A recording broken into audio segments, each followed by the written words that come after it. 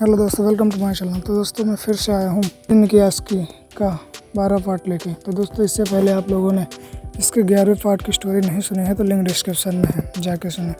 चलो स्टोरी शुरू करते हैं। शाम के 6 बजने वाले थे।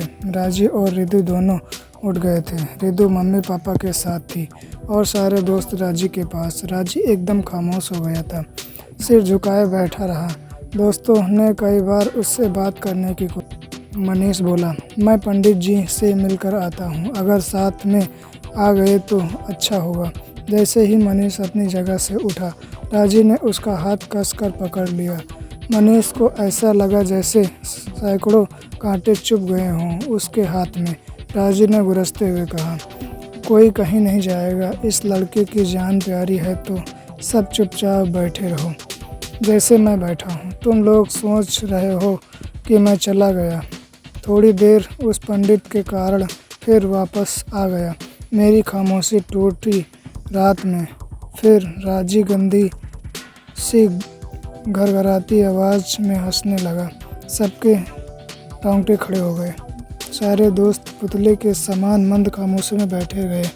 सभी मन ही मन में प्रार्थना करने लगे हैं, भगवान किसी को यहाँ भेज दो। वो इतने डरे हुए थे कि आपस में इशारा भी नहीं कर रहे थे, बस नज़र मिलती नज़रों से सवाल करते। अब क्या करें, पर बोलने की हिम्मत किसी की नहीं थी। आधे घंटे बाद राजी के पापा आ गए कमरे में। सबको चुपचाप डरे सहमे देख कर बोले, क्या हुआ भाई, सब खामोश क्यों बैठे हो? सभी राजी की तरफ ये सोचकर देखने लगे शायद वही जवाब देगा।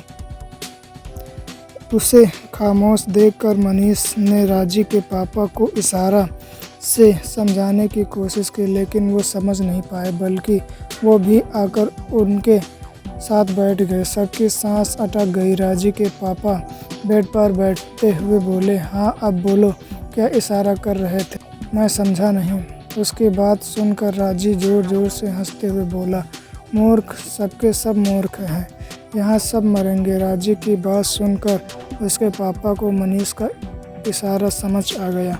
वो घबराकर तुरंत उठने लगे कि राजी ने उसका हाथ पकड़ लिया और बोला, चुपचाप बैठे रहो इनकी तरह। राजी के पापा की बोलती बंद हो गई। वो चुपचाप बैठ गए।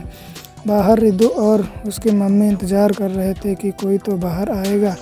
जब काफ़ी देर हो गई तो रिदु की मम्मी बोली, रिदु बेटा, मुझे तो कुछ गड़बड़ लग रही है, मैं देख के आती हूँ। अंदर क्या माजरा है, तुम यहीं रहना, उधर मत आना। रिदु की मम्मी दबे पांव राजी के कमरे के पास पहुंची, लेकिन एकदम से सामने न जाकर वो किनारे से अंदर झांकने लगी। अंदर सब खामोश सहमे हुए बैठे थे। अचानक मनीष की नज़र उस पर पड़ी। उसने आंखों से आंटी को अंदर आने से मना किया। रिदु की मम्मी समझ गई कुछ तो बात है, तभी सब पुतले की तरह खामोश बैठे हैं। वो चुपचाप वहीं से वापस हो गई।